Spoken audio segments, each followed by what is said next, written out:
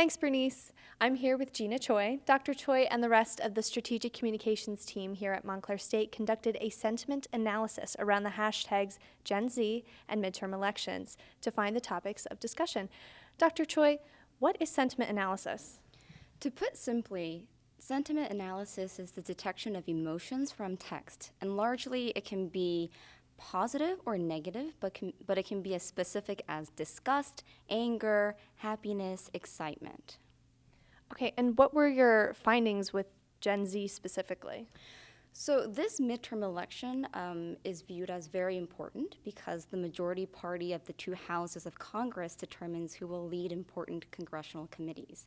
Gen Zs have been receiving a lot of attention because they're anticipated to be the most powerful voting bloc. So early on, they've experienced many pivotal social movements for racial equality, LGBTQ+ rights, women's reproductive rights, as well as various crises like huge natural disasters, mass school shootings, hate crime, COVID, etc.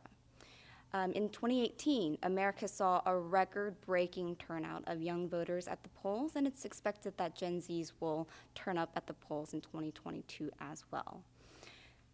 So it kind of sounds like Gen Z's angry. Is that kind of the sentiment that you picked up? Surprisingly, 74% of the sentiment that we picked up were positive, and most of them discussed encouraging Gen Zs to go out and vote. So the data doesn't speak from the perspective of Gen Zs, but rather what's being discussed in the social media world around the conversations involving Gen Z and the midterms. And so our team looked at Twitter and used keywords like hashtag Gen Z, 2022 midterm elections, from the end of September to the end of October to gather what they might be saying. What was one of the most unexpected findings that your team found? So we saw a particular nominee, a Democratic nominee from Tampa, Florida, and she was using Twitter as a tool for pushing out her agenda. Her campaigns were on there. She was directly talking to various people around Tampa, Florida, and it was really unique to find her in a majority of our findings because we didn't see any other nominees in there as well.